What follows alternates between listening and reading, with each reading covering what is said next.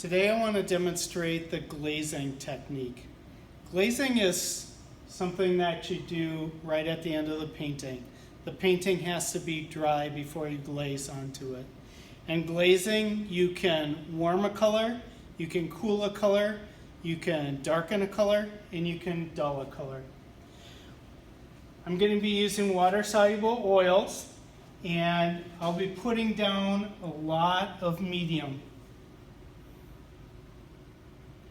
With glazing, you can always get darker, but you can't get lighter once it dries. You have colors that are transparent and colors that are opaque. I'm using transparent colors like burnt sienna and alizarin crimson, phthalo green, and ultramarine blue. If you could look at these paints microscopically, it would look like gem suspended in water. Then there's opaque colors like titanium white, yellow ochre, the cadmium colors. They would look like rocks suspended in milk. You need to use transparent colors, and you can find out the transparent colors by looking on the back of your paint. Empty square shows that they're transparent. If the square is blacked in, then that's opaque. A color like titanium white or yellow ochre is not going to work for glazing.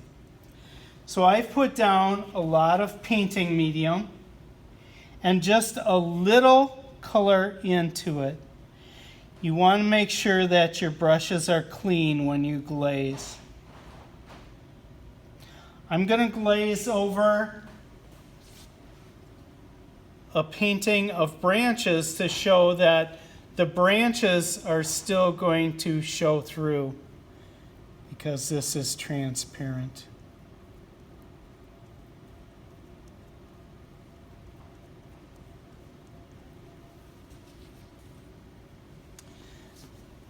This is the painting medium for water-soluble oils.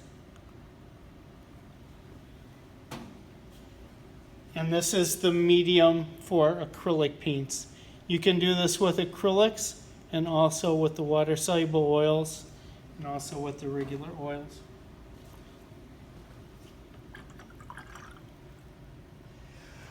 What I tend to do is if I'm glazing, I might glaze down in the corner where it won't be so noticeable to begin with. And then if it's a glaze that I like, then I might go into the middle. With water-soluble oils, they take a long time to dry, and so I could go back in, and if this glaze was too dark, I could just wipe it out. You would have to work a lot faster with the acrylic paints. Also, I will a lot of times test my color out on a scrap piece of paper. And if that's too dark, I'll put more medium into it.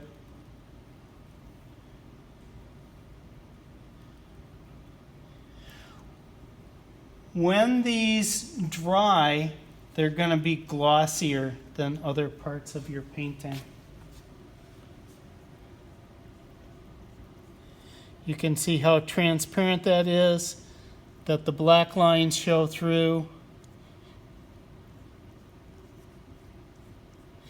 And you can build up your glazes in layers.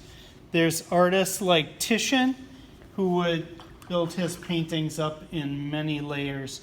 You can let a layer dry and then go back into it with other layers on top. So I can cool this area here with a green. I can also go and combine colors together. I can combine blue and green together to make a blue-green.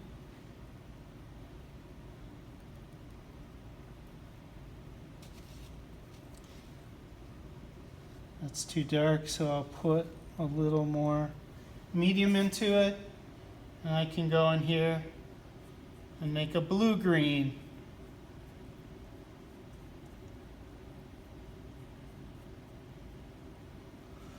Or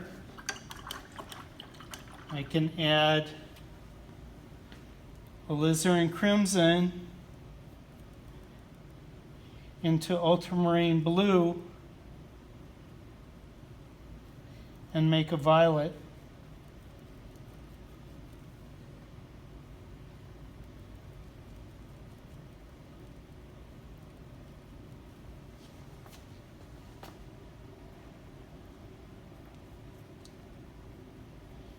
And again, if that's too dark, I can add more medium into it, but once it's dry, I can't go back in and lighten it up.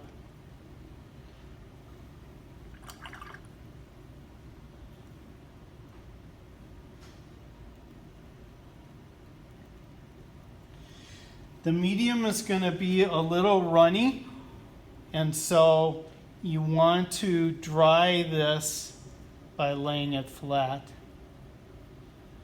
So here I'm making it lighter.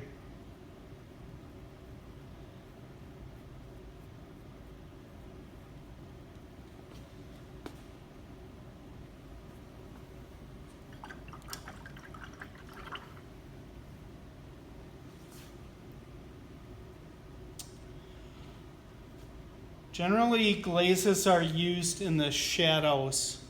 So wherever there's a shadow, like if there's a shadow on a barn, then you're going to want to glaze that side.